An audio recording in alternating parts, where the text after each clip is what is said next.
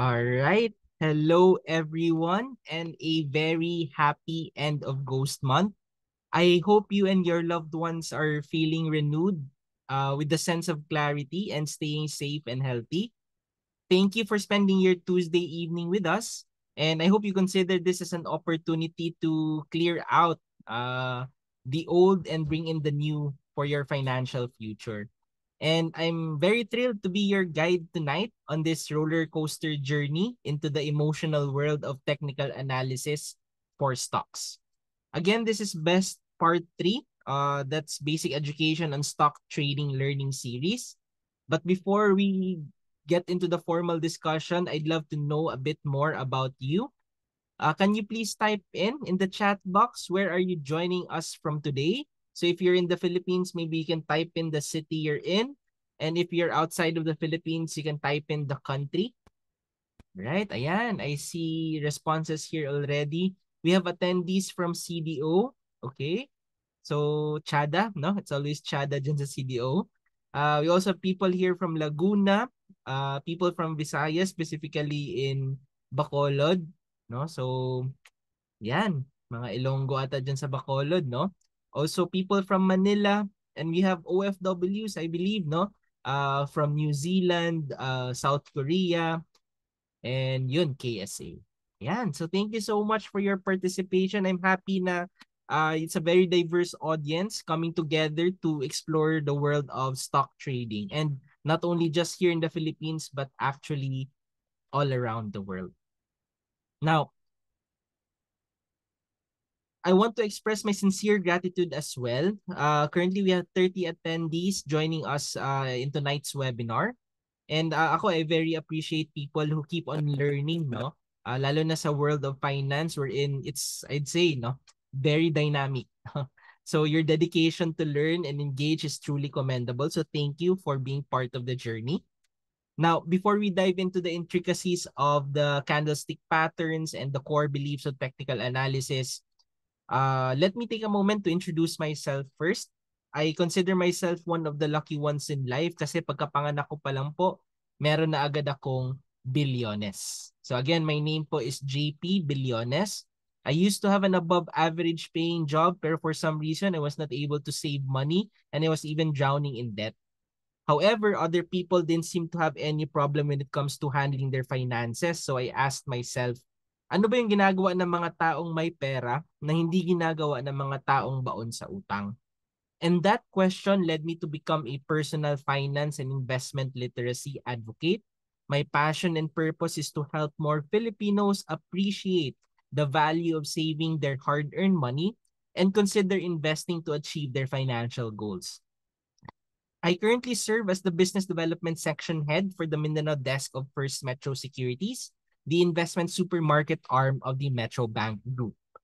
Now, as you can see from my professional certifications, my circle of competence revolves around the topics of saving, budgeting, financial goal setting, investing in stocks, pooled funds, bonds, and active trading using technical analysis. I'm also a bona fide member of the Finance Educators Association, and it's my honor and pleasure to share my knowledge and insights with you tonight. Now, over the years, I've had the privilege of working with First Metro Sec, where our goal is not just about financial success, but also empowering individuals like yourself with the knowledge and tools needed to make informed investment decisions. Now, we want to help you find the appropriate investment strategy for you. So that's why we conduct different types of learning sessions from basic sessions. Now, nandito na tayo to a little bit of intermediate one. The best part 1 and best part 2 more are looking into relative valuation metrics. So, medyo nasa fundamental analysis siya na side, which is a long-term approach to investing. Pero yung pag-uusapan naman natin tonight, technical analysis, nandito naman tayo sa short-term approach, no? So, actually, it's not one of the other naman, no? Kasi some people, what they do, they marry the two, no? So, they have a long-term view on it, but they optimize their entries and exits. Now, we get to have opportunities like this, no? Lalo na sa amin sa business development and market education team, no? We're very grateful that we have an opportunity to inspire people, no, to upgrade their money management skills and create investment opportunities, no? And be aware of them na there are legitimate, affordable, and accessible ones in the market. Now, our market education efforts, ang aim talaga namin po dito is to bridge the gap between complexity and understanding, ensuring na not only you get to understand the fundamentals, but we hope that you feel confident in applying them, no? So that's the bottom line naman talaga, na whatever you learn, you apply it to your respective trading strategies. And we hope you appreciate, no? Either you're going to be a long-term investor or a short-term trader or somewhere in between. We hope you make this part of your lifestyle, no? Lalo na if you're preparing for long-term na mga financial goals. Now, since we're talking here about investment, you also need to know who our regulators are. So you can check out SEC's website. You can check the capital market participants there. You can check out our company name and our company licenses, along as the mga license na mga representatives under that company. And since our bread and butter is also stock trading, so you can check out as well, no? One of our regulators, the Philippine Stock Exchange. So we are an online broker, so you can check out their directory and you can see our company name there as well. Now, this is what we do, no? Day in and day out. We conduct market education sessions. So I'll be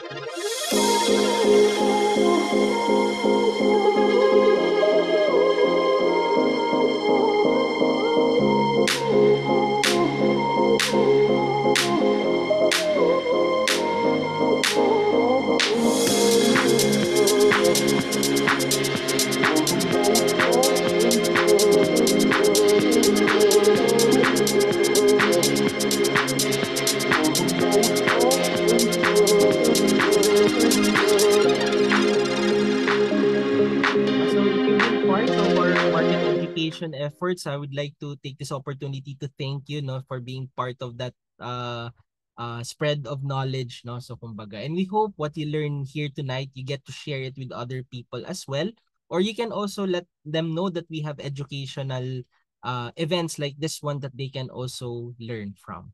Okay. Now, without further ado, let's get started on learning about technical analysis and discuss how to plan your trades effectively.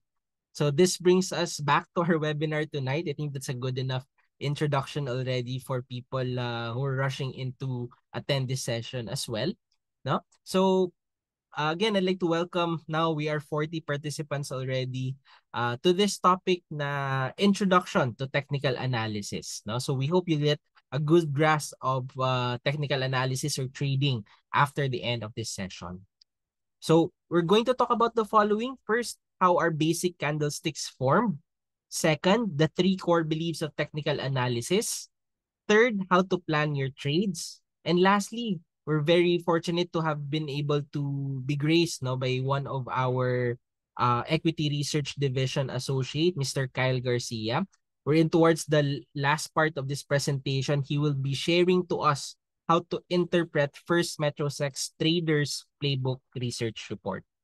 Should you have any questions regarding the presentation, feel free to ask them in the Q&A of the Zoom panel. So you can just check it out there. And sometimes people chat it, no? Pero paminsan natatabunan siya because there will be interactions later.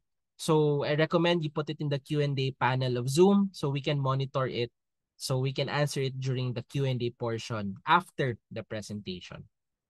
Now, my goal is not just to present information, but to create an interactive space. No? So I encourage you to actively learn by participating in the discussion, lalo na po towards the tail end, because we're going to have an activity later wherein you will be experiencing, no, how to apply everything what we've learned sa first part of the presentation to actual trading.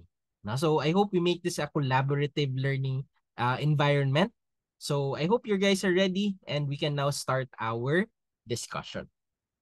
Now, we'd like to start by defining what is technical analysis. So technical analysis by definition is what we're trying to do here is we study and understand historical price action, no? In order to find hints into where the price may probably be headed. So again, what we're trying to study here is what happened in the past. Now we're looking We're studying and understanding what happened in the past because we try to use the past in order to find hints into where the share price may probably be headed. No? So I highlighted there probably because at the end of the day, guys, there's no such thing. No? If there's something certain about the market, it's uncertainty, diba? So we're talking about here probabilities, not certainties. No, so we should be prepared. No, if there's even 'di ba, since we're talking about probabilities, sometimes even the most probable thing that will happen may not happen, no? Even the least probable scenario may happen, no? So yung trading plan ba natin, is it aligned to weather or survive all the probabilities that will happen? So later, meron tayong metric dyan, no? Yung risk to reward ratio, no? To factor in the two ways that the price can go. Okay? So in general po, this is a short-term approach to investing kasi we're now looking at the price movement and we can actually use this to optimize our entries and exits. Now, the weapons of choice of technical analysts are price charts, and actually there are many types of price charts out there. So sometimes you see their line chart, bar charts, cake and ashy chart, pero yung most commonly used chart is the candlesticks chart because the candlestick chart shows us how the price moved over a certain period of time. No? Kung naka-day chart ka, you'll know how the price moved during that day. If you're in a weekly chart, you'll be able to see the movement of that stock over that certain week. So later, I will be teaching you how these candlesticks are formed. Now let's have a quick recap of the basic concepts no, of the PSE's regular trading hours. This is very important because this will help us visualize how candlesticks are formed. No? So again, the market pre-opens at 9 a.m. So you can post orders until it opens at 9:30 a.m. Pero the modifications and cancellations are only allowed until 9:15 a.m. So ibig sabihin po, yung 9:15 to 9:30 a.m., you cannot modify or cancel your orders already. Now, when the morning session starts, orders are continuously accepted and automatically matched based on the best market price available at that time, no? And yan po yung nakikita niyo sa ticker tape, no? So I think if you were able to attend our Stock Market 101, na-discuss yan. And this is actually a rehash of that discussion lang, no? So,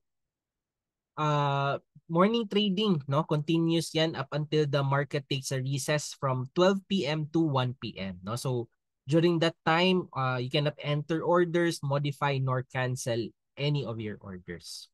Now, the after session will resume at 1 p.m. and trading continues yan, no? Up until it pre-closes from 2:45 to 2:50 p.m.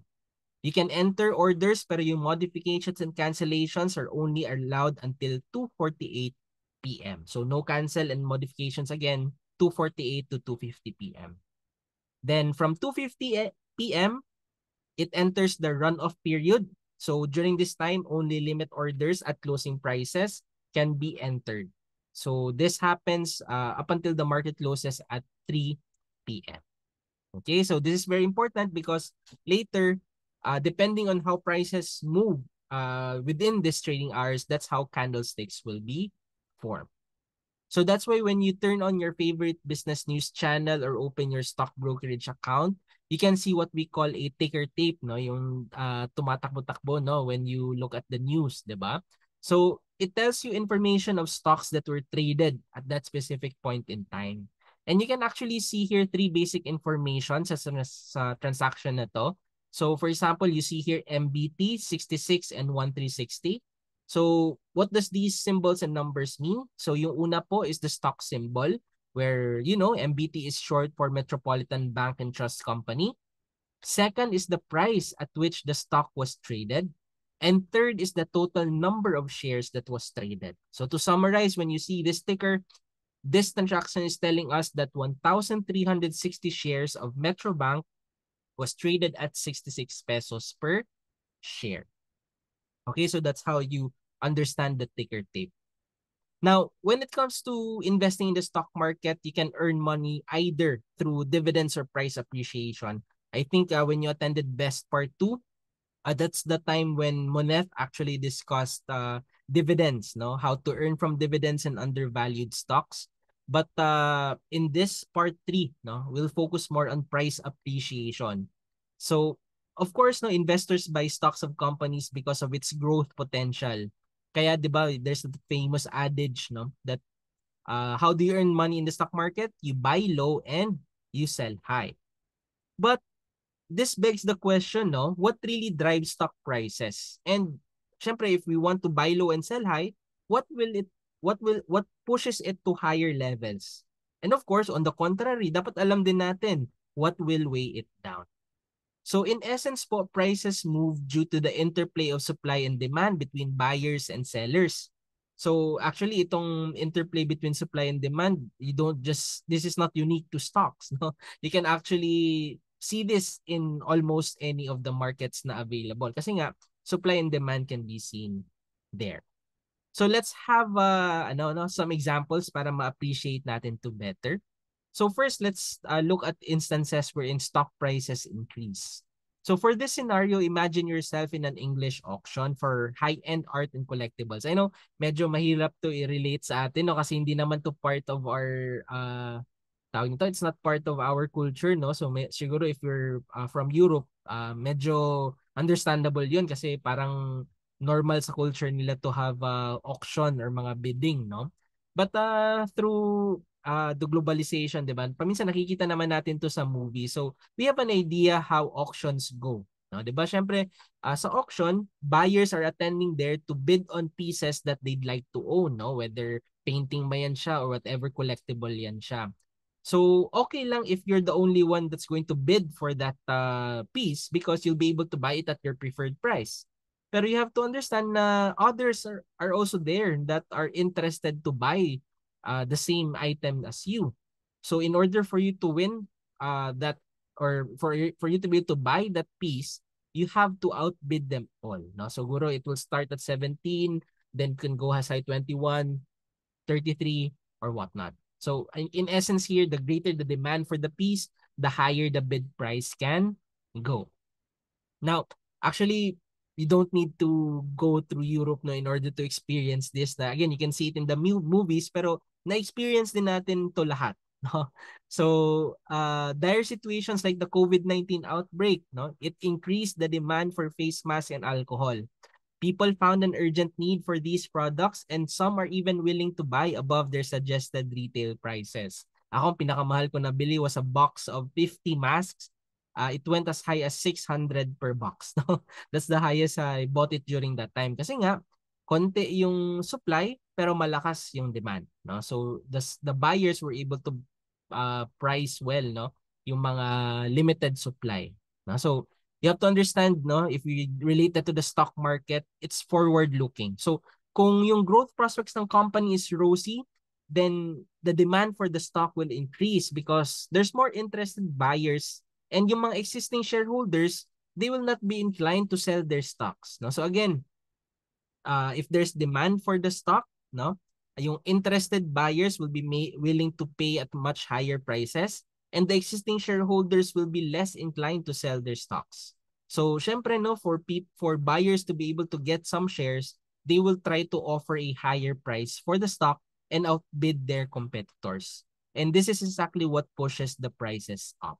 No? So, similar dynamics, and I hope these analogies were able to help you understand, no, na hindi umaakit yung presyo because uh, for no reason at all, no? So the reason behind it is really supply and demand dynamics. Now, how does that translate to a trading day, no? That wherein the stock price actually increase. So you can see here a sample, no? So it opened at this price level and it closed at this higher price, no? So nandiyan yung close niya. So as you can see here, buyers were obviously in control of the whole session. Kaya pag nakikita mo to yung ganitong klaseng chart, the overall sentiment here is positive or bullish. Now, we hear this frequently sa mga news outlets when they talk about the stock market, but for us to understand why it's called bullish, it's because on how, no, a bull uses its horns to attack. Syempre, 'di ba, pag nag-uma-attack yung bull, they use their horns and thrust upwards.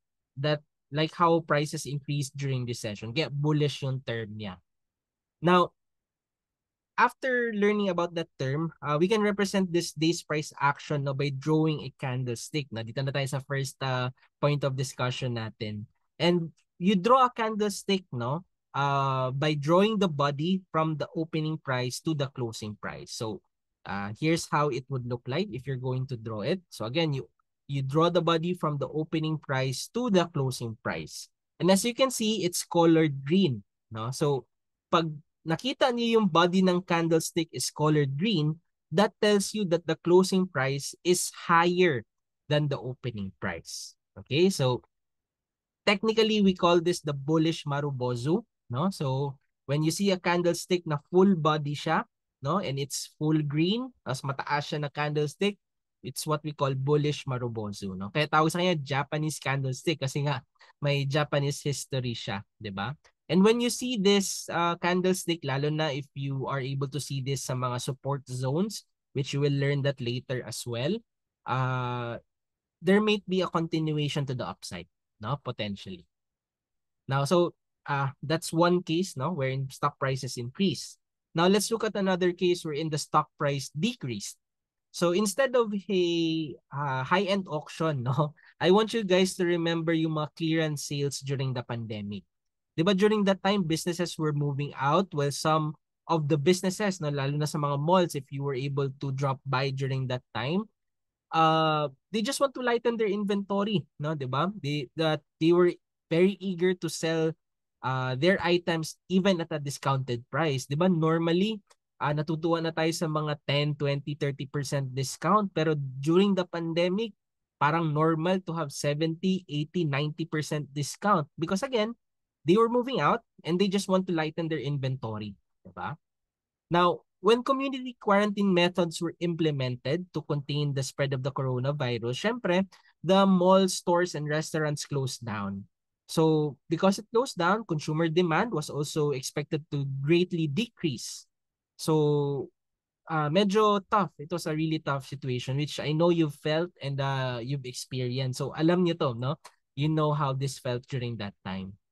Now, some businesses even partnered with grocery outlets, lalo na yung mga kainan, no, to sell their ready-to-cook perishable goods just to clear the inventory and avoid further losses kasi nga perishable siya. So as I mentioned sa previous situation as well, you have to remember that the stock market is forward-looking. So kung meron pong imminent risk to the company's future growth prospects, demand for the stock will decrease and existing shareholders will be more inclined to sell their stocks, no? So kung pangit yung outlook niya, yung mga shareholders, mas inclined sila to liquidate their stocks to lighten their position because of that risk. And depending on the urgency, yung mga sellers might be willing to take a lower bid price just to get out or to lighten their positions or minimize their risk. And when that happens, it pulls down the price. Okay? Kasi mag-uunahan sila. Kasi mas gusto nila na ibenta yung stock nila at a much cheaper price. They'd be willing to sell it at a much lower price kasi mas gusto nila na ibenta siya agad-agad. No? And when you experience this, there's a lot of supply, tapos there's small demand. That's how stock prices decrease. Okay? So here's a scenario of a trading day where stock price decreased. No? So very visual siya. It opened at this price level and closed at a lower price. So as you can see, sellers is obviously in control of the whole session. Kaya pag nakikita niyo yung ganitong movement ng price, the overall sentiment is negative or bearish. So again, it's how that animal attacks, 'di ba? So yung bear, 'di ba, when it attacks, it uses its paws and they attack downwards like how prices decreased during this session. So how do we represent the candlestick, no, for today's price action? Again, you draw the candlestick from the opening price to the closing price. But now you see the body of the candlestick is red. Kasi in this case, the closing price is lower, no, than the opening price. So pag nakikita nyo po the red yung body ng candlestick, that tells you that the stock closed lower, no? Yung close lower than the opening price. And when you see this long red candlestick, we call this the bearish Marubozu. No? And again, pag nakikita nyo to sa resistance zone, which again, you'll learn in a few slides, this may signal a continuation to the downside. Okay? So, medyo na-introduce ko na po sa inyo, no? Yung two players ng market, no? Kasi it has always been a battleground between the bulls and the bears. That's your buyers and sellers. So there are days that the bulls will win, pero there are days as well that the bears will overpower them. No? But not all the time that one wins over the other, because there are also days wherein they end in a draw. No? Like as you can see in the scenario of this trading day, wherein it opened at this price level. Tapos nakikita nyo dyan, early into the morning session, the bulls pushed it to this high price. So when you look at that time, no, pag umakyat siya doon, green pa yung nakikita nyo ng candlestick kasi yung current price na is higher than the opening price. Pero they were not able to sustain that because the bears emerged after that high and pulled it back to this low price. Okay, so when you look at your chart, makikita mo dyan, red na ulit yung body ng candlestick because at that point in time, the current price is now lower than your opening price. Okay? And again, hindi naman din nagstay that low yung stock na yon. The bulls regain control towards the afternoon, pushing the price to close around the opening price. Okay? And again, you draw the body of the candlestick from the opening price to the closing price, wherein in this case, both are virtually at the same levels. And when you see this candlestick, no, again na, yung body ng candlestick is virtually thin, no, or manipis siya, virtually the same. May dinaanan siya ng mga presyo, whether high or low yan siya. We call those wicks, di ba? Yung parang thread ng kandila, di ba? And when you see this form, we call this the doji. So in this price action, neither the bulls nor the bears were able to take control of the session. So when you see this, no, there's actually a indecision or a draw. Hindi panalo yung bulls, hindi panalo yung bears. Indecisive sila. Okay? So, that's actually your basic candlesticks, no? First is your bullish Marubozu. So, yung price action dito is driven by your buyers. As it advanced and closed higher than the opening price. Second is the bearish Marubozu, wherein the price was driven by the sellers. It declined and closed lower. And third was the doji, where neither the buyers nor the sellers gained control of the session because it opened and closed at virtually equal levels. So again, these guys are just your basic candlesticks. There's actually more, no? But di kaya ng oras natin ngayon. Baka in the future, we might consider expanding the best series if necessary, no? But for now, no? I just want to introduce to you some of the other candlestick patterns out there like the hammer, hanging man, piercing line, dark cloud cover, bearish engulfing, bullish engulfing, morning star, and evening star. So again, these are very important and helpful, lalo na pag nakita nyo siya sa support and resistance zones because these candlestick patterns might be reversal signals. Now, we don't have the time tonight, but what I want you to do is to give you an assignment, no? Because actually, lalo na if you are an existing client of First Metrosec, which I hope most of you are, you can actually learn more for free within the platform. So what you're going to do is just go to the First Metrosec investment account. Log in lang po kayo. By the way, no, we will soon be parang deactivating, no, yung classic platform namin. So I encourage you guys to be comfortable with the my platform or the new platform namin. That's my.firstmetrosec.com.ph. Log in po kayo doon and this is how it looks, no? It has a better UI and all. So for the free learning sessions, all you need to do is just to go to chart, then go to, let me get my pointer, no? Again, pag login po ninyo, punta kayo dito sa chart, go to chart pattern recognition here, then click nyo po yung learn technical analysis, and the best part here is that Martin Pring, which is an internationally renowned technical analysis guru, will be able to teach you on demand wherever you are and for free. No, wala pong bayad, no? So, I know in the market right now, ang daming nagtuturo about trading, no? And some of them uh, discuss it for free, pero some people charge a fee as well, no? But I encourage you, kung merong mga free educational materials or free resources out there, consider to consume mo na yung mga free, then maybe you can proceed there, no? But baka, no? Yung mga natuturo doon can also be learned here, no? So, very ano to siya, you don't have to do it in one sitting as well kasi modular siya. You see here different modules from different candlestick patterns, from basic building blocks to interpreting charts, trends, and key levels. This will be a very good educational support beyond today's webinar. And again, you don't have to pay for this as long as you are your first Metrosec client. Libre po ito for you. Okay? Now, as you learn more about charting, no? As you get to go through technical analysis in depth, no? Kasi ito, ang daming lessons dyan di kaya natin i-discuss tonight. So I'm just going to point you to this resource. But as you get to digest what you're going to learn here and there, you will actually embody the following. Now, let's move on to the next part of our discussion, which is the 3 core beliefs of technical analysis. And I think, no, I believe, for you to be able to maximize the advantages of technical analysis, you must take this both to heart and mind. Now, so what are the 3 core beliefs of technical analysis? First, market price discounts everything. Second, prices moves in trends. And third, history repeats itself.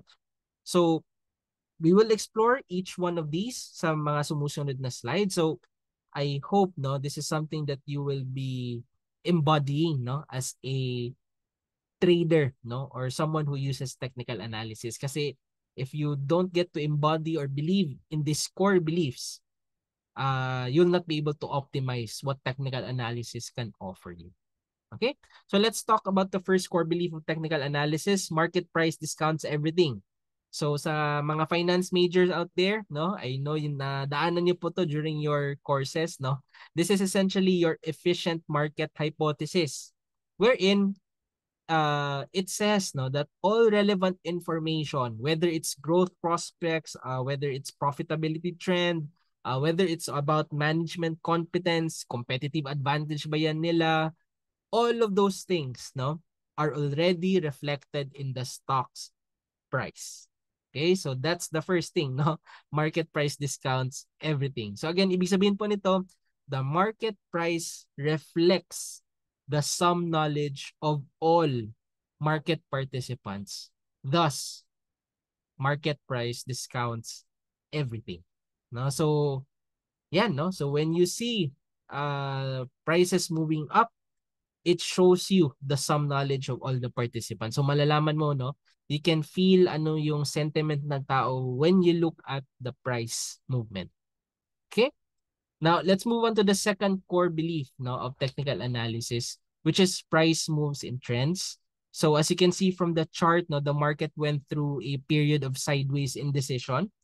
Then, no, kanina per candlestick lang yung pinakita ko sa inyo, no? But right now, it's going to be a time series data kasi you'll have a candlestick day in, week in, or month in and out, no?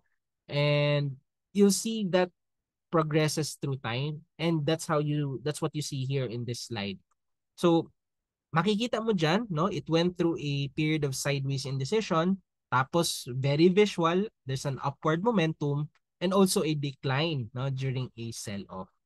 So again, one of the main reasons why this happens, no, why there are trends sa prices, it's because no underlying no, syempre the people who buy and sell no are people, no. So investors, no, parang sabi nga ni Warren Buffett, parang voting machine yung stock market, no. So it will be best appreciated if we are going to approach investing or trading in a logical aspect, but human nature, no? Hindi tayo always, no? We are born logical, pero you have to factor in emotions, which is sometimes one of the drivers talaga bakit indecisive, bakit umaakyat yung stock or bakit bumababa siya. It's because cycle of emotions, no? Sometimes we go through cycles of optimism, no? You see there's a chart, you go through excitement, thrill, euphoria. Usually that's how it goes to the top. And how it declines because people feel fear, panic, depression, and hope. No? So, na-discuss ko kanina yung famous adage na buy low and sell high. Yun lang yung talaga yung challenge ng human nature, no? Again, we're now delving into a client exclusive webinar, no, yung behavioral finance aspect niya. But I'll just give you a gist, no. Usually, no, baliktad yung ginagawa ng tao.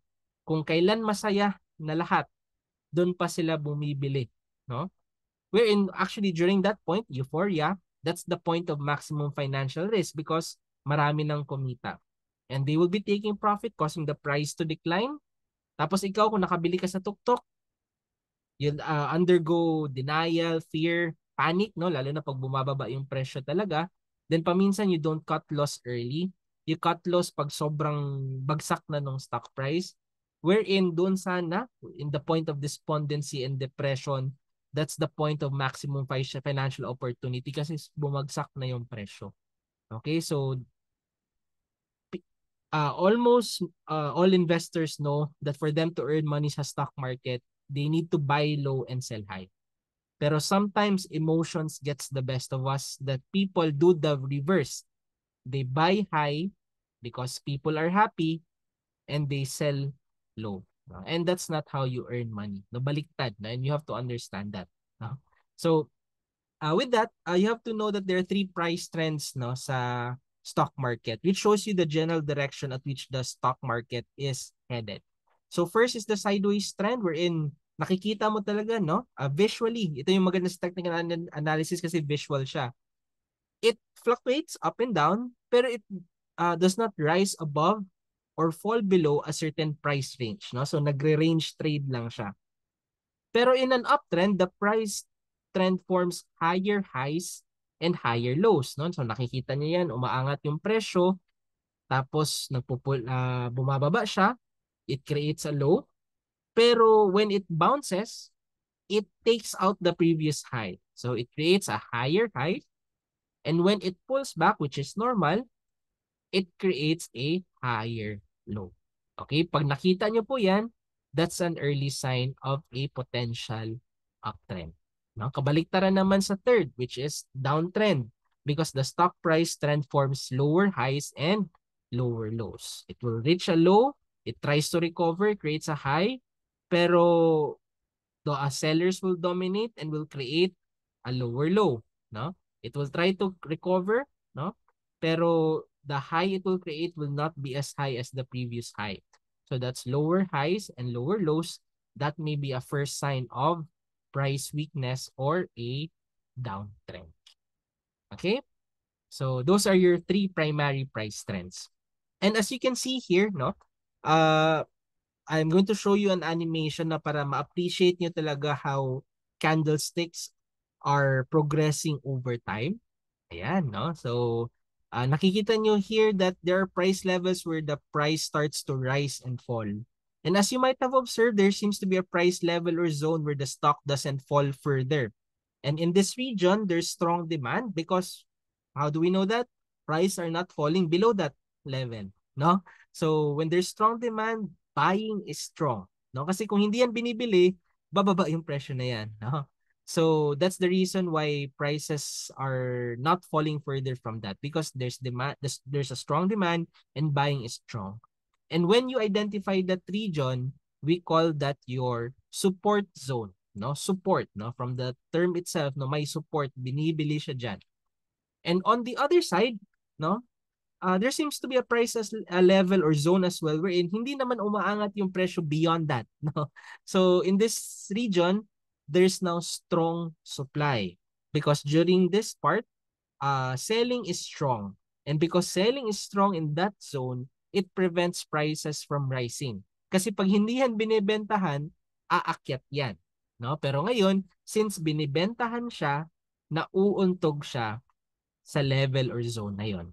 And we call this your resistance level or resistance zone.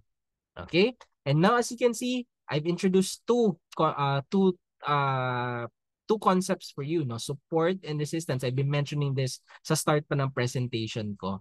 Pero as you can see here, if your support and resistance zones are sideways, no? So it's just ranging within that price range, okay? We call this a sideways trend, no? So as you can see here, market participants are indecisive. Hindi nila alam kung iangat nila higher than that. Hindi nila alam kung ibababa nila lower than that, no? So when you see a horizontal support and resistance zone, that tells you that it's in a sideways trend. Okay? Now, I'll show you another example. No? Bilisan ko na lang. No? Di na siya as low as previous. So, as you might have observed, there's still a price zone where the stock does not fall further.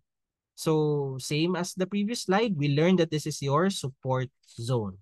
But in this case, yung support zone mo is not horizontal already, but already sloping upwards.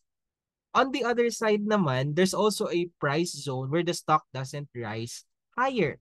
Pero this resistance zone is already sloping upwards. Now, when you see your support and resistance zones to be sloping upwards, you know that the trend of this stock is uptrending or bullish. And for us to be profitable, it will be best to trade stocks that are uptrending. Again, at this point in time, you can only go long, no, sa Philippine stock market. So when you say you go long, you buy low and you sell high. No, wala pa tayo nung short na selling, no, wherein baliktad naman na pwede kang kumita doon, no. So for you to be on the right side of the trade, no, it will be best, no? Lalo na for beginners, no? It will be best if you identify opportunities na uptrending lang because you know you are on the buyer side, no? Doon sa previous na trend, sideways, if there's enough gap, pwede naman talaga kumita dong sideways trend, but if only, no, you can find opportunities na okay yung gap na yon. Like if there's enough. Usually kasi sa mga sideways trading ng mga stock, usually maninipis siya kasi nga indecisive sila. Okay? So, mas maganda if we are going to trade an uptrending stocks. Again ha, for beginners, maybe you can start here. But siguro if you become more comfortable with trading, you can be more risky, no? Na you get to trade kahit anong trend. Pero you have to acknowledge na you might be on the other side of the trend, kumbaga. Okay? And here's our last example for price trends, no? So again, very visual siya. You might have observed parehas pa din, may price zone pa din na hindi siya bumababa beyond that, no? And we call that your support zone. And in this case lang, yung support zone mo is now sloping downwards. No? And on the other side, there's also a price zone where the stock price doesn't rise higher. And again, we call this your resistance, and the slope of the resistance is downwards. Now, when your support and resistance zones are sloping down, we know that the sentiment of this stock is bearish or downtrending. And again, no, some people trade the downtrend. Tinitrade nila yung bounces from support to resistance. Pero siguro for beginners, it's best to avoid stocks that are downtrending. Because again, you have to understand, di ba? Balik tayo sa concept. Bakit bumababa siya? It's because sellers are dominating. Now, what if sobrang exacerbated ng pagbaba? No? You're expecting it na mag-bounce siya from support, benta siya sa resistance na yon na sloping downwards. Pero what if hindi siya abot doon? No? Diretso siya pababa. That's the risk because you're on the parang you're going against the trend. No? And I guess that's the point of my next slide. Alam na natin ngayon how to identify price trends, and it's very important sa technical analysis this general guide. The trend is our friend. It tells us the general sentiment for that stock. Thus, it will be prudent to never trade against it. So, right now sa Philippine Stock Exchange, you can only go long. So, you can stay long with uptrending stocks. And if you see downtrending stocks, you can consider to avoid them. Kasi again, that's the seller's market. Okay? So that's your second core belief sa technical analysis, yung prices moves in trends. But I'll have to complete that, no? Kasi yung trends, hindi naman yan siya forever. No? Again, prices moves in trends, but it doesn't last forever. There will be times that you see a change in sentiment, no? Yung sideways trend na yun, hindi yan forever. Yung uptrend na yan, hindi yan forever. Even yung downtrend, paminsan nagkakaroon ng change in sentiment. And you need to identify the change in sentiment kasi depending on the change in sentiment, you'll have an idea kung ano yung potential na gagawin niya sunod. Okay, like for example, ito sideways trend. Very indecisive siya. Di niya alam kung iaangat niya or ibababa niya, no? I mean, the investors in general, but there used to be heavy sellers around this, kaya nga may resistance ka dyan. Tapos biglang binasag niya. Breakout, no? Breakout from resistance signifying na kinain lahat ng uh, sellers dito, no? So from what used to be dominated by sellers are now dominated by buyers. And usually, no, when you see a change in sentiment, it may signal a change in trend. Okay, so ito nakita nyo, it is now forming higher highs and higher lows, pero hindi forever pa din, no? So expectation mo every time na lumalapit siya dito sa resistance, sa support, you're expecting it to bounce and go to the support, to the resistance zone. Pero in this case, there's another change in sentiment. So what used to be dominated by your buyers is now dominated by your sellers. So that signal a change in sentiment from an uptrend to a downtrend. Okay, so when you see a change in sentiment, it may be a sign that the trend has ended. Okay? Ayan. So I hope that's something na that encompasses that prices moves in trends until it manifests otherwise. And lastly, the third core belief of technical analysis is history repeating itself. And there are actually many instances wherein we observe that, no, like in this sample snapshot that you identify levels, no, what used to be resistance, no? Ito, 7350, no? What used to be resistance became support, no? And it created new resistances and there will be, you see instances here where history is repeating itself. Okay, so that's your core belief. Actually, when you trade trends, no, whenever it approaches support, you sell at resistance and yun, no? That's one of the cases wherein history is repeating itself. No? And usually, then dyan mo rin po makikita that sometimes what used to be support becomes resistance. What used to be resistance sometimes becomes a new support. Or, depende sa situation, we can get to apply that core belief. Okay? So to recap, no, these are your three core beliefs of technical analysis. So first, market price discounts everything. Second, prices moves in trends up until it manifests otherwise. And third is history repeating itself. Okay? So, let's say we have a price action that looks like this. No? So, siguro at this point in time, I will be encouraging you to be quite interactive. I've been talking for, I think, 45 minutes na. So, now, no, we're going towards the activity natin towards the end of this presentation. So, let's say, no, you can feel free to chat no, dito sa chat box ng Zoom. Let's say this is the price. No? You already see this price action. No? So, yan. No? You see that. So again, the first thing that we should do is to identify the price trend. So again, how do we do this? We draw the support and resistance zones. So in this case, yan, no? Identify mo. Dito siya nagbabounce. Dito siya nauuntog. Okay, so that enables us to plot our support and resistance.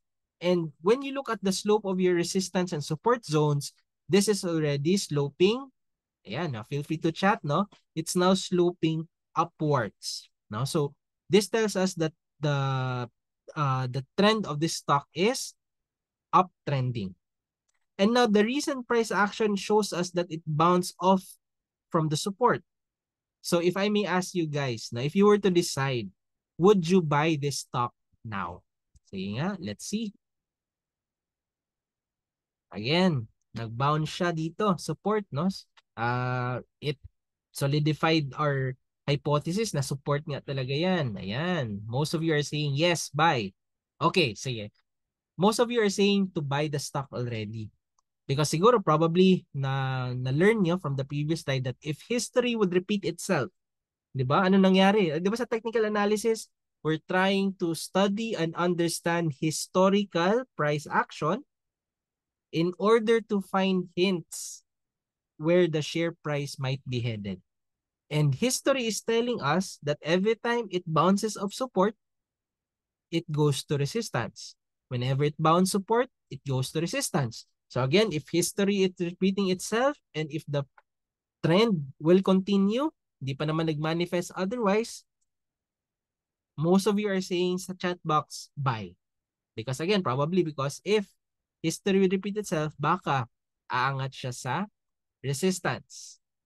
But if I may ask you, no, this is one thing I learned from Howard Marks, no. This is first level thinking, no, first level thinking. But with investing, mas maganda if meron tayong second level of thinking, no. So what's the second level of thinking? We ask ourselves, yes, probably, no, probably again, there's no sure thing. Even with trading or investing, there's only probabilities. Okay, probably the price will go to resistance that would make us a profit. But if I may ask you, are you sure? No? Are you 100% sure that it will go to resistance? Sige nga, can you please chat? No. Diba? No. Again, there's no guarantee, no? Walang sure ball, walang ganun sa market, no? So, yes, we anticipate we aim for our stock to go towards resistance. That's our potential reward. Pero hindi tayo sigurado. That's why we have to factor in other probabilities as well. Pwede din siyang bumaba. And that is our risk. Okay? So, we need to know ano yung risk natin if we compare it to the reward that we're going to get. Okay? So again first level of thinking, buy na kasi bounce from support. Pero second level of thinking will tell us na, teka lang, okay if aakyat siya, pero what if bababa siya? What is my risk to reward ratio? No? So this is where I introduced to you one of the risk management tools, no, which is risk to reward ratio. And again, it depends on you kung ano yung risk tolerance mo, no? But for beginners, maybe you can consider 1:3. Ibig sabihin, you only take on trades that for every unit of risk, you have 3 units of rewards. But I know people na very aggressive sila. 1:2. Isang unit of risk for 2 units of reward. And there are also some people, grabe, 1:1.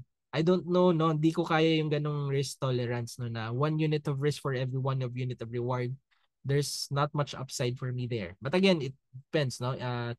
Not only is investing personal, but even trading is personal. 1:3 for me is a good start, no, that you can check out, no. But I know more conservative traders out there that they only trade 1:5 and they trade less, no. So kasi konti lang talaga yung opportunities na ganon. But for every risk that they're taking, there's a 5 unit of reward, no. So parang the probability is that they would lose less, parang.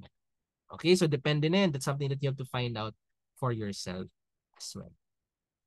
Okay, so with that, I think looking at the time, we can go to the activity already. No, I hope we'll have more time later, no, for the other risk management tools. But for now, let's try to apply what we've learned so far. Okay, sige nga, let's try to apply what we've learned. This is the price chart that you see already. Now, if I may ask you, no, ano yung first na gagawin natin? May nakita tayong price na action. So, what's the first step nga? What do you need to identify? You need to identify what? Sige, can you please chat? Trend, no? I see here an answer, trend. Okay, medyo slow lang, but yes, that's correct, no? Baka okay lang magkamali, no? Kaya nga tayo natututo, 'di ba? Para matutunan natin saan yung mga misconceptions natin. So it's okay to be wrong, no? Tama, trend. And how do you identify the trend? You identify your support and resistance. So, again, higher low, higher high. Okay? You now have your support and resistance zone. Okay. So, looking at your support and resistance zone, what is the trend of this stock? Sideways, uptrend, or downtrend? And very visual, no? Obvious. Sloping upwards, so that's an uptrend. Okay. Now, looking at the latest candlestick, what is that candlestick? Is that bullish or bearish? Bearish. Okay? So, if I may ask you, based from what you know right now, would you buy this stock or not? Ayan. Not, wait. Okay. Happy to hear that.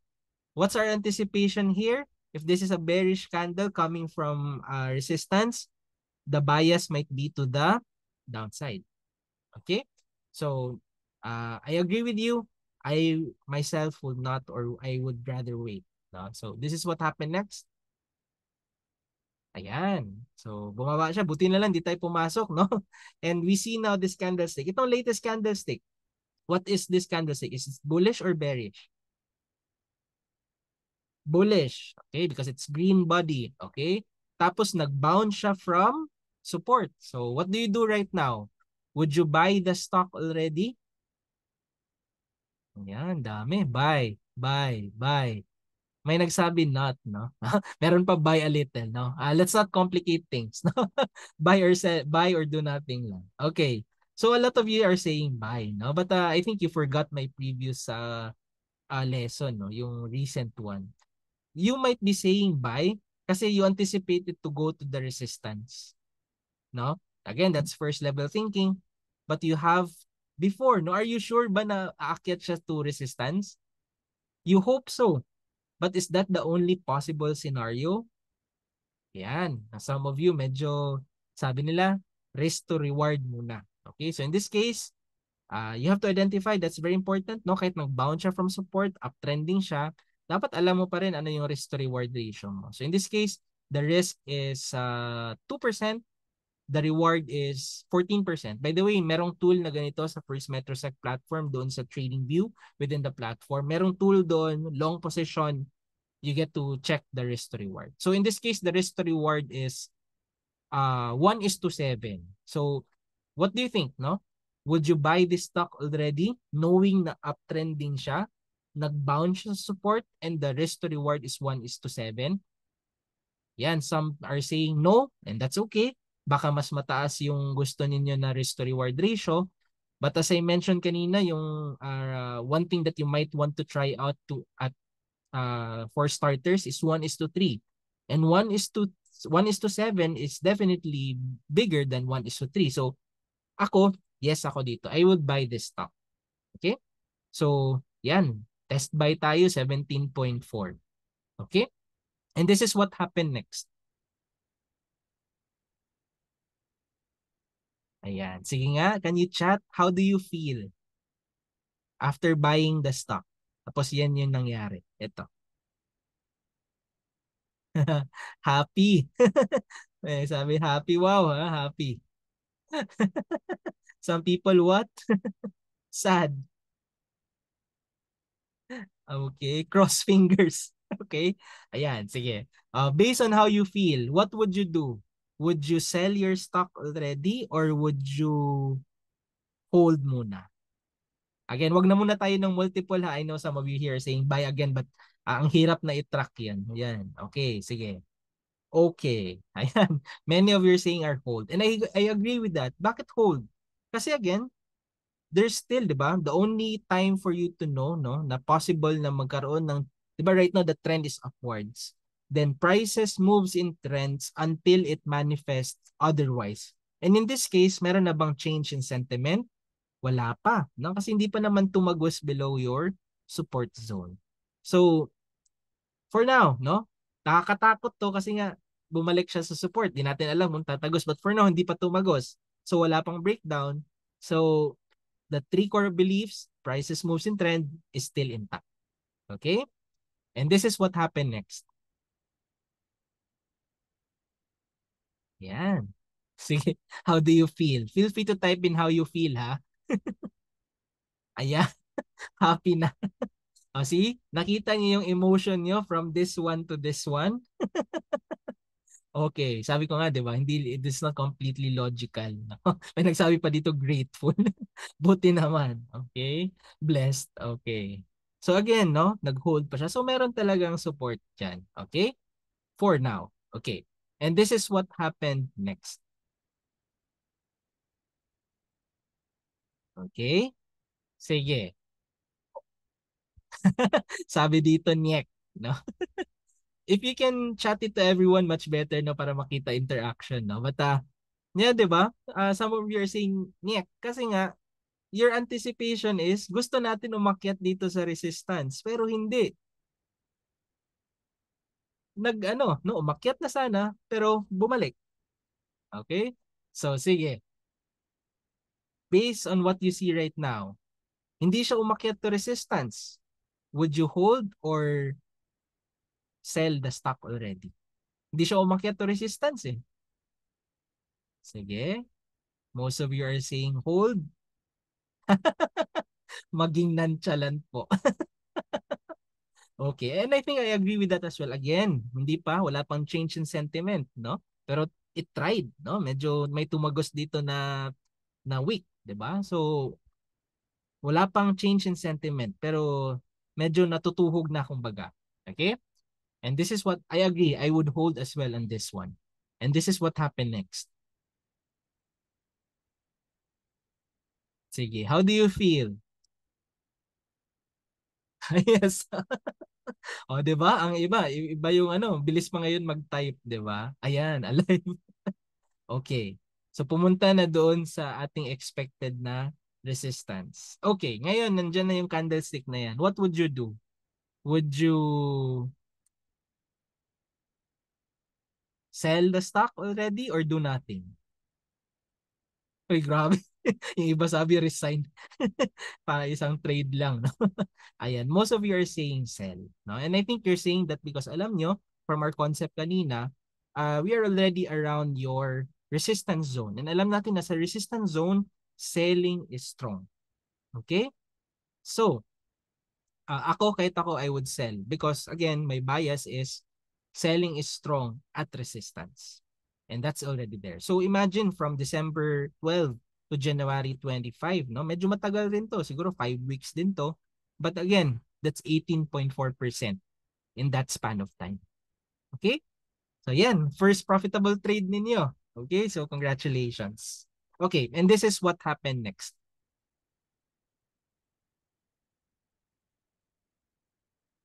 Sige, how do you feel?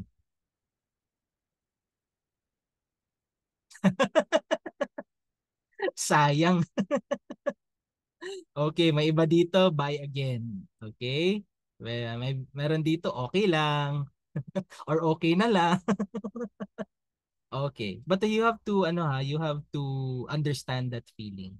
Kasi again, ako, I agree with those who said okay lang. Because at the end of the day, guys, we just followed our trading plan. Buy at support, sell towards resistance. And this happened. Okay? But I saw some of you who said buy again. So again, okay lang if tutuloy-tuloy siya. But actually, this is what happened next to this stock if you bought again. Sige. Okay, so bumagsak siya. Hindi na siya, no? That's the most it went, no? Mga weeks na lang to. It tried to go up pero may resistance talaga. Pero these signs are telling us na sellers are really strong. Okay. Sige, let's move on, no? Do you see this candlestick? What do you do now?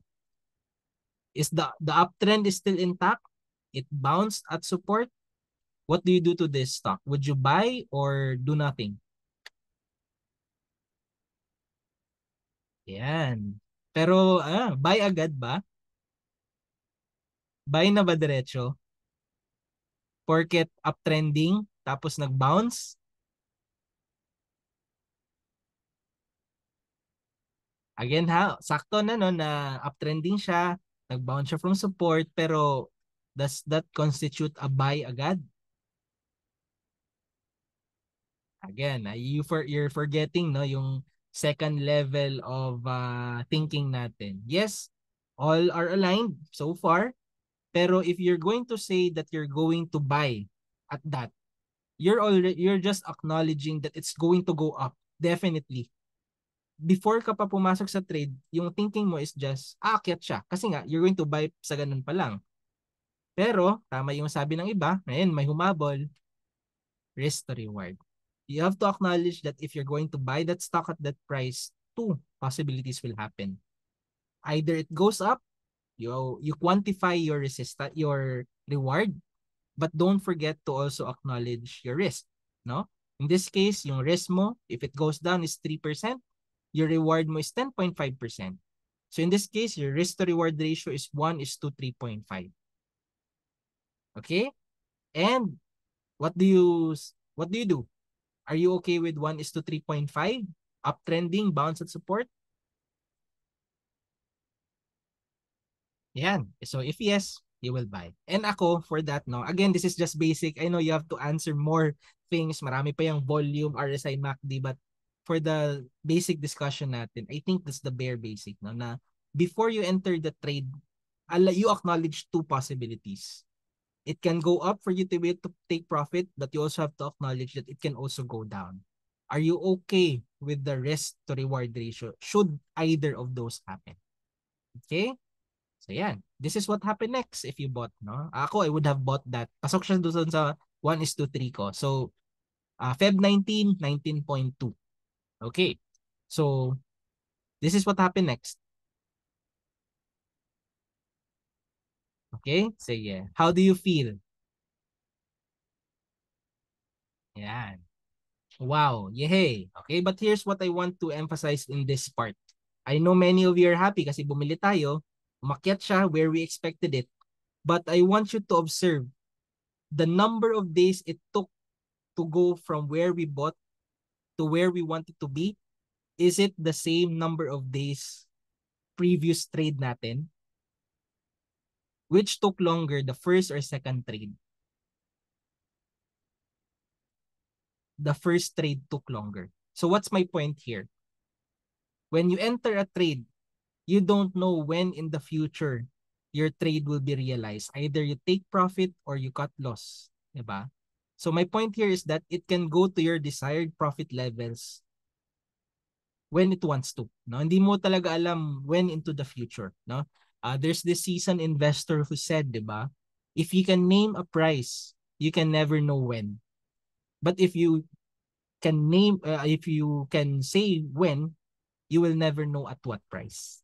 No?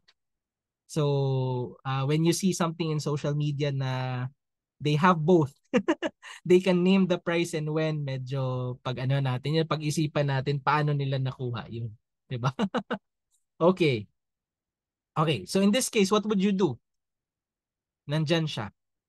Would you sell or do nothing? Okay. Some people are saying sell. Good. Yan. Lalo na yan, no? That's a bearish candle, di ba? But I'm happy most of you are saying sell because when I conduct this in other sessions, usually they say buy or add position or hold.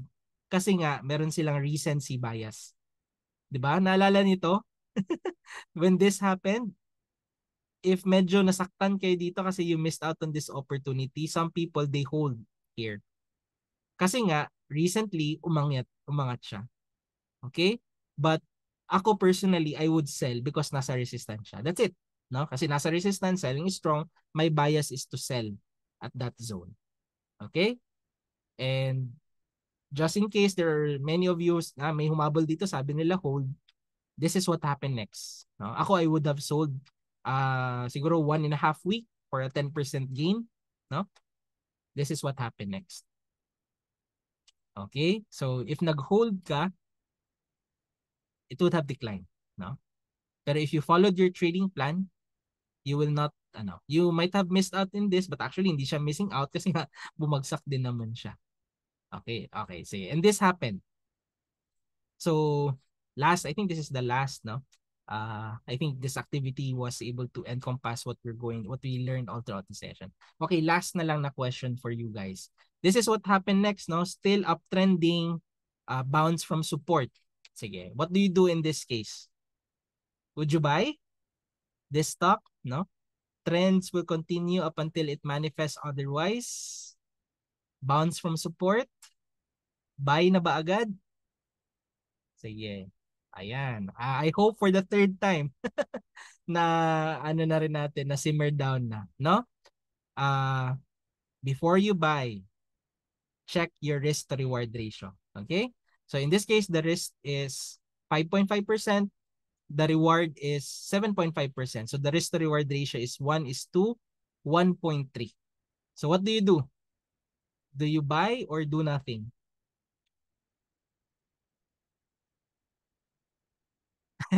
Netflix na lang daw. Do nothing.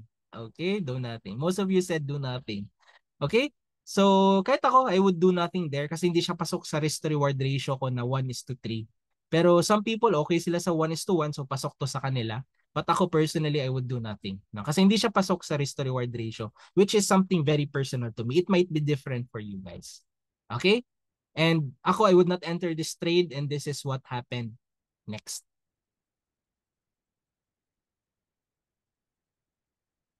How do you feel? Deadma. May naka-feel ba dito na sayang?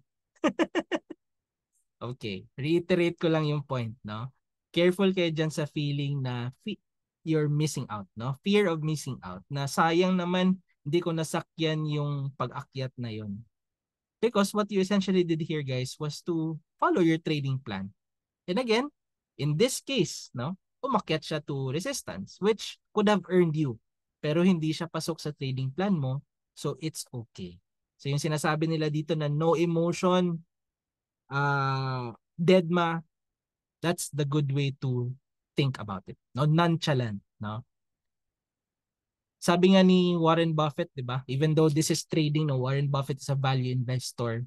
The good thing about the stock market is that it's a no strike game. No, it's not like baseball na three strikes you're out. Dito sa stock market, the longer you are in the game, the longer you are investing or the longer you are trading na hindi nauubos yung capital mo because of the wrong trades, the better probabilities that you'll be able to grow your money talaga. Okay? And I hope through that activity, ang dami niyong natutunan. I see here some comments na I hope through this very simple exercise towards the end of the presentation was something na simmer down lahat ng mga concepts natin so far. Okay? So thank you for listening, no? And due to time constraints, maybe we will just skip this part about position sizing. Siguro in my experience, baka there's a need already to have another session for technical analysis to cover the stuff na medyo kailangan ng time. Kasi for me, I prefer to keep the activity. It takes a little bit of time, pero for me, it's a really good way for me to teach things na na-experience nyo rin how you feel without having to really shell out like no money involved siya. Kasi nga, it's just simulation, no? But my point here is that as a short-term trader, which is sa technical analysis, you're acknowledging that's a short-term trade opportunity. Don't marry or don't fall or don't get married to your stocks. If it has already fallen by more than what you can tolerate, whether that's 5, 10, or 15%, sell and take the loss. Kasi again guys, pag short-term trading talaga, hindi natin alam, yeah, 'di ba? We're acknowledging risk and reward. So whenever it goes to our potential reward, we maximize the profits we make as much as possible towards resistance. Pero we acknowledge na pwede din siya it goes other way. So it can go down, no? So if it goes down, we should be able to minimize that loss, no? So minimize loss and maximize profits. And that's the only way you have a net profit sa short-term trading. Okay? So I'm emphasizing and showing this graph to you why you should cut your losses early. Kasi as you can see from this, no, let's say nabili niyo yung stock price at 100. If it falls down to 95, that's already a 5% loss. If you cut loss of 5%, you'll need 5.3% to break even. If it falls down to 90 pesos, that's a 10% loss. If you realize that loss, you only need 11.1% to break even. Pero what if matigas yung ulo niyo, no? Nag-cut loss lang kayo sa 70 pesos na. That's already a 30% decline. Then, for you to be able to break even this loss, you'll need now 42.9% profit sa next trade niyo. Lalo na pag sobrang tigas talaga, no? 50 pesos, no, 50% down. No, if you cut loss at those levels, your next trade should be 100% or nag-double dapat yung money mo in order for you to break even a 50% loss. Kaya yung tip ko talaga sa inyo is if the risk presents, no, di tayo nagkaroon ng example na ganun, no, na nag-breakdown siya. But if your risk happened, no, bumaba siya, nag-breakdown siya dun sa support and it fell below your risk tolerance, cut losses early as a short-term trader. And preferably siguro sagad na yung 15%. So siguro 10% sana yung maganda. Actually maraming depende to eh. May iba na tight sila, 3 to 5%, may iba na medium, 5 to 10%. Ang iba medyo maluwag sila, 10 to 15%. But seldom do I see people na who go beyond that, no?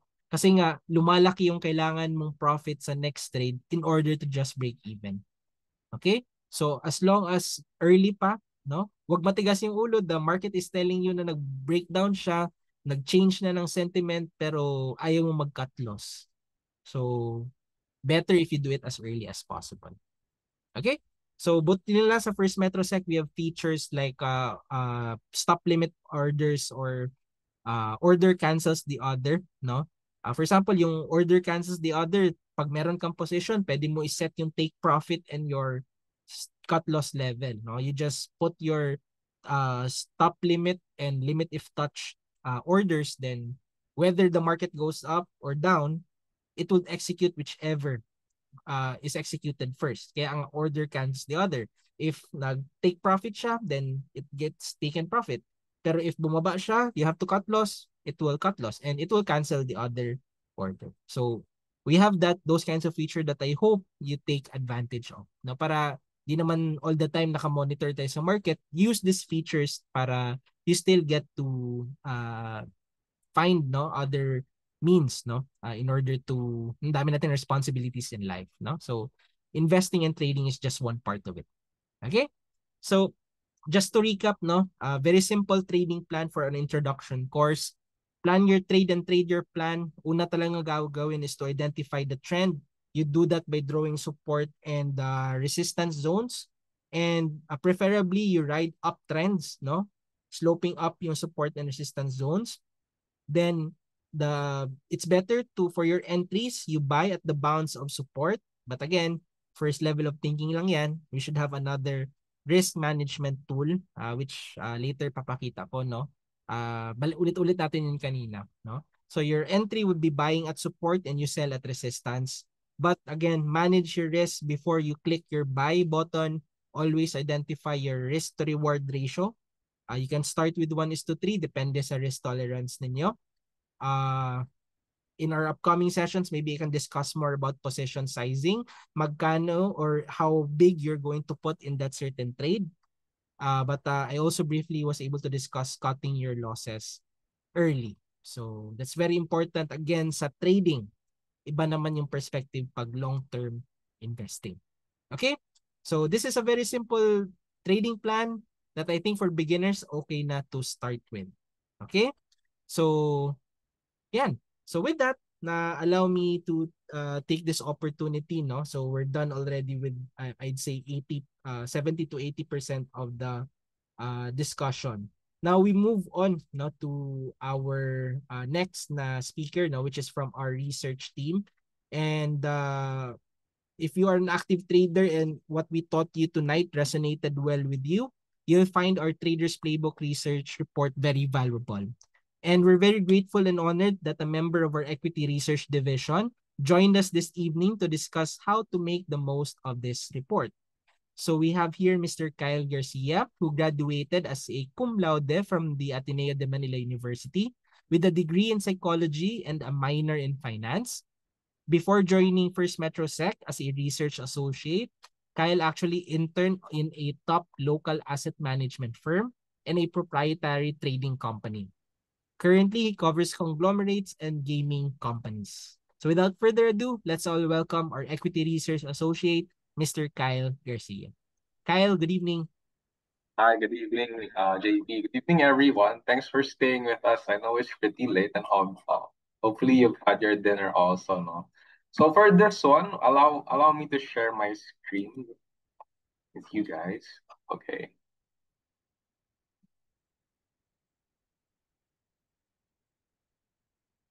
All right. Um, oh, I think mali yata. Hold on, let me just reshare another screen here. Okay. Is my screen clear, man? Trader's Playbook, right? All right. Go ahead, All Kyle. right. Okay, good evening, everyone. So hopefully you're still doing well, and I can still keep your attention for a couple of more minutes. And thank you, Sir JP, for that amazing presentation. So what I'll be discussing today and what I'll be introducing also is our Traders Playbook report, which is somehow a kind of report that basically spoon feeds already, no? But again, this is still a type of report that's still susceptible to market fluctuations and volatility. But the Traders Playbook report is one of First Metro Securities research reports that help guide clients in making actionable investment or trading decisions. So you can find this in the research tab of the the First Metro Securities Pro in our website. As you can see here, it's in this uh you can click this here, and this is basically a repository of all our reports. And then you can find all of our recent reports as well as our historical reports. So we have hundreds and I think almost thousands of reports there already. And really, the essence of the Traders Playbook report is to keep you up to date with relevant catalysts and how we view these stocks. No, so the Traders report actually has four parts. So in this section, we'll be discussing the what happened, the R view recommendation, and technical corner. And of course, just to make sure that our Traders Playbook report is robust and follows key technical criteria. We want to make sure that this is tradable. It has the market cap and the liquidity to actually allow investors to go in and out of these stocks, right? So the criteria is first, the public float should be at least 15%. The market capitalization should be at least 10 billion pesos. And then the 30-day average daily turnover value should be at least 10 million. So aside from these, there are exceptions to the rule. No? So first, companies that are covered by FMS VC research included in the MSCI and IMI investable market indices are also included in our investment universe. So let's digest each part of the Trader's Playbook report. First, in the what happens section, this part usually holds a fundamental or technical recap of what happened to our particular stock, which we base our investment decision on. So first, here now you can see that what we provided here for Ayala Landtake, which was dated a little bit under a month ago. So here we provide an earnings recap of the first half of 2025 for Ayala Land Inc. So here we digest what the revenue breakdown is, what the income distribution, and what's happening on a year-on-year basis. Most importantly, not only that, we also include some relevant information also. So recently, there was a recent MSCI rebalancing. So we saw some small downweight or small upweight actually for Ayala Land from 7.43 to 7.40%. So how do we view this what happened, right? So in another section of the Trader's Playbook report, we have the R view here. So with the information in the what happened part, we try to fundamentally interpret this news flow on what it means for the stock in the RV section. So for example, this one, not only that, we also include our key calls and relevant information that what we think could affect the stock price of Ayala Land Inc.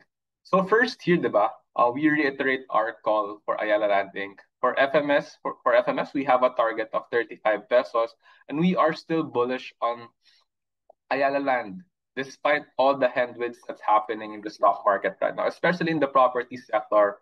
We think that Ayala Land is actually poised to still grow as a company despite the overall glut in the industry.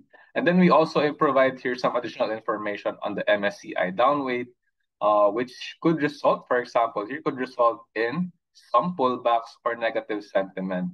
But nevertheless, no, how we view this is that with the recent uh, earnings performance of Ayala Landing, we think that it's still actually growing and it's still positive. If you actually look at the breakdown of all the earnings here, you can see that what makes Ayala Land a good stock is it has pivoted.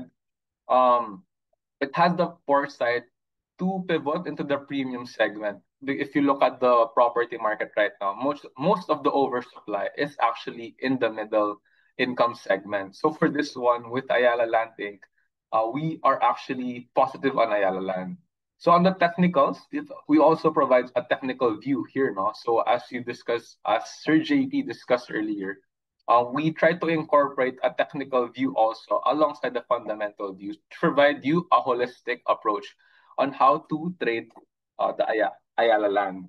So here, as you can see, Ayala Land, there is in the second part is a more if you really just want to understand the technical view of Ayala Land, the second page here yeah, so the second page or the lower portion here is already the recommendation. But moving a bit further, so the second page here is the same as the technical call that we have for Ayala Land. So here, what we're reviewing is Ayala Land what broke out of the 200-day MA, but then with the current sentiment of the market still weak, we think that accumulating on pullback is also advisable. So the second page of the trader's playbook, which is this part, is basically a summary of the technical view as well as the recommendation portion. So this is the last part of the first page where we basically provide you already an entry point, no? As Sir JP mentioned kanina, there are definitely several ways on how to approach a stock, but with the current sentiment, this is how we want to approach Ayala Land. So with Ayala Land nearing or just broke out of the 200 MA, and this is usually a resistance, diba? And a core principle also of trading is usually when something breaks out of a resistance, usually there is a pullback to retest before we really see a breakout or a runaway rally. So with this one, we try to incorporate that.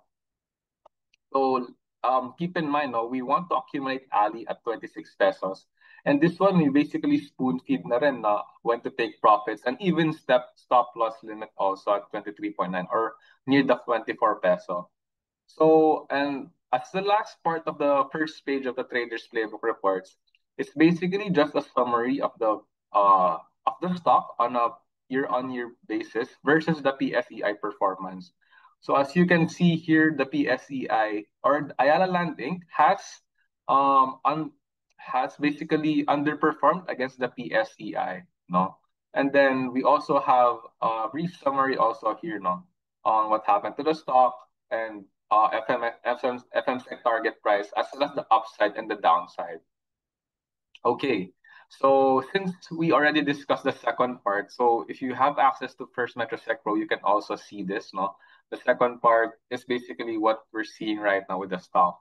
So let's look at where Ayala Land is right now. As you can see, we initiated a pullback of 26 around the 26 pesos. That's our entry point. And where is Ayala Land right now? So we're happy to share that our call is panning out well. So as you can see here, Ayala Land gave us an opportunity to enter the stock around the 26 pesos. So now it reached around above the 29 to around the 30 pesos already. So it hasn't hit our target price yet. So hopefully in the next few days it can reach our target price, considering that Ayala Land is actually one of the outperformers recently considering the market is down. No, as we look at the market, we're nearing the 6,000 levels again. So I think this is really a testament on how the market views Ayala Land and its pivot to the premium segment.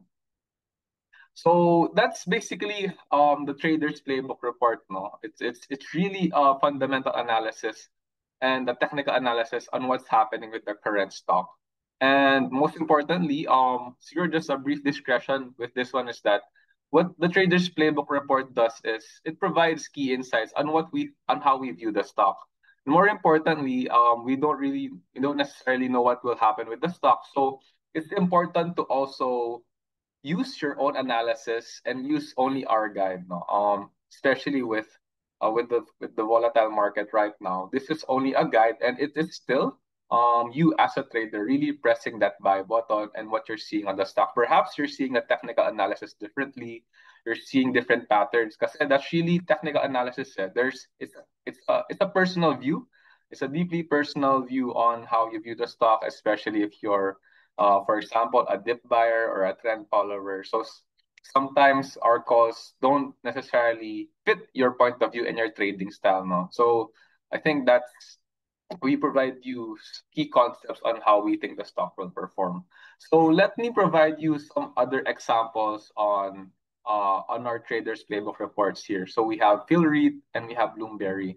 So I just want to show you here on how we really tackle the traders playbook report. No?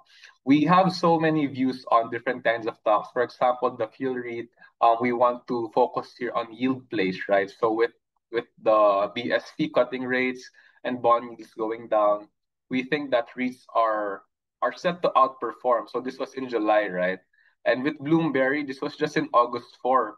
So with this one, we actually provide um with current data here, if you look at Bloomberry, the what happened part, Pagcor released data on the casino segment. So it was actually down in the second quarter, no? So here with this one, we provide our own technical view that what will happen with Bloomberry. So on the next page, let me bring your attention to the Phil Reid call. So here, right, we view that domestic policy easing measures are becoming clearer. So we think that yield sensitive counters such as REIT, because these usually follow the 10-year bond. No, for example, if the 10-year Philippine bond is rallying and yung rates niya pababa, we think that REITs are becoming a more competitive investment idea. So as you can see here, we also provided our technical calls on PhilREIT, and here is what we're seeing. It recently retested the support zone around this level. So we think that accumulating at current levels at 3.32 is a good idea. And again, take profits at 3.81 and then 3.05. So what has happened with PhilREIT right now? So it's nearing our target price. It has rallied from our call already. So remember, we were accumulating at these levels. So it gave us several entry opportunities. So here, it reached at almost 11.5% from our target, or from our entry point, and including dividends, I think this could even reach around the 12%, right? So at this point, it's still rallying, and hopefully, in the next few days, it can reach our target price, right? So, keep following, Feel Read, but of course, no, recall that as the stock trades higher or as the stock trades lower, typically as a trader, you also adjust your stop loss, you also adjust your trailing stops. Because as mentioned, the trading is really an evolving art, right? So perhaps one day our technical call is like this, or our technical call is a buy, but then something happens to a stock that really transforms the whole sentiment around the stock. So I think that's the most important part about trading and using our traders playbook is that do not um, digest it or do not just implement it in a vacuum also, and implement other trading principles most importantly, right? So next up for Bloomberry, as mentioned, data from Pagcor, it was weak in the second half, especially in the second quarter. So we provide a key call here that we expect Bloomberry Resorts Corp to report a core net loss. So this was before it was actually released its quarterly results. So as it happened, no, 2Q25 was actually very weak for Bloomberry because of because of the overall sentiment around the gaming industry. So what our suggestion here is, especially as it will exit the PSEI, we think that selling at current levels is advised now. So that's really how holistic the Traders Playbook reports is.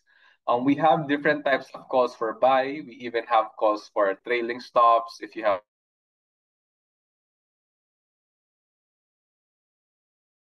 approach to the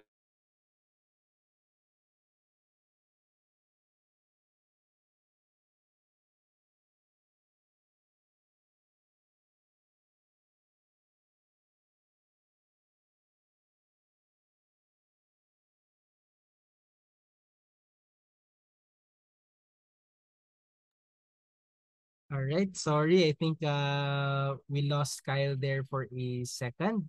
All right. But again, maybe the power was cut or something, no? So ayan. Kyle is back. Hi, Kyle. Sorry, I think biglang nag-exit yung Zoom ko. Yeah, hopefully I really apologize for that. Thanks for staying now. So bringing back your attention to Bloomberry. So where is it right now? I mean, as it happened, Bloomberry did was set to go higher and it did break its support. So ayun nga, and hopefully you were able to send on. We were able to guide our clients. So aside from this, no, I think as trading talaga, we can um as mentioned, trading is really a different beast, no? And sometimes your calls are right over the longer period, but because of what's happening in the stock market, minsan meron daily fluctuations na it hits your stop loss. So let me bring your attention to one of our calls that hit our stop loss, but basically rallied the next day, no? So as you can see here, we provide an update on this is in June 18. So we provided an update on Wilcon in the first quarter results. So it had a weak first quarter, and then but it has rallied since then. No, it had a weak quarter. So our view here was, even if it was a weak quarter, Wilcon was a very battered stock already. I think the market was really already pricing in a weak stock, no. But it with this one, we think that the technicals were actually aligning despite a weak first quarter because it has already bottomed. So on technicals, we wanted to um it provided a double bottom entry and it broke down recently above some key moving averages. So our key call here was buy at 7.92. Okay, so buy at 7.92 and then set top lot limit below 7.2, no? So this is what happened here.